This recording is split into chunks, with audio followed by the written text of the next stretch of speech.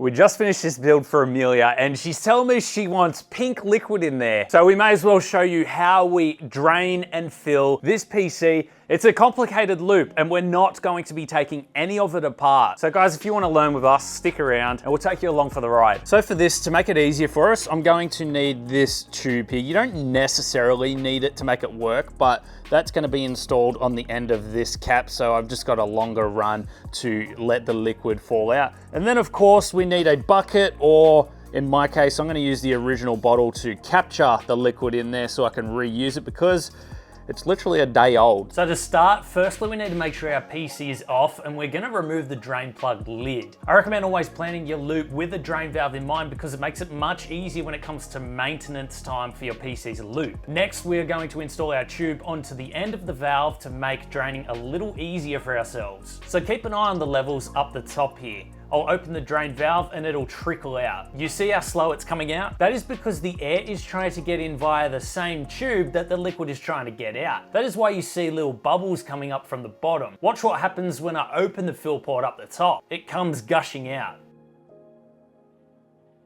So now that we got most of the liquid out, it's time to actually flush it with water.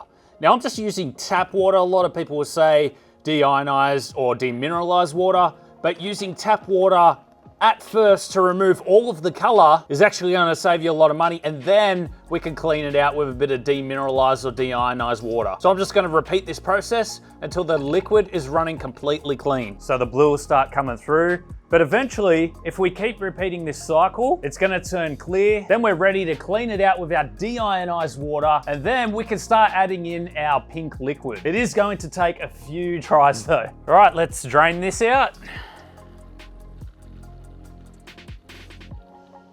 Close this back up, then fill again with the clean water.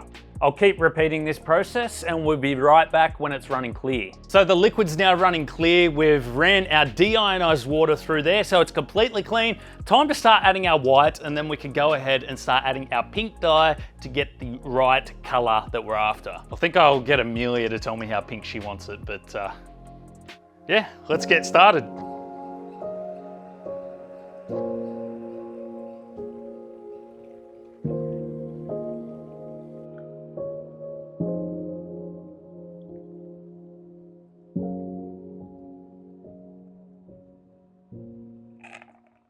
All right, the white's in, so we're now going to add the purple one drop at a time.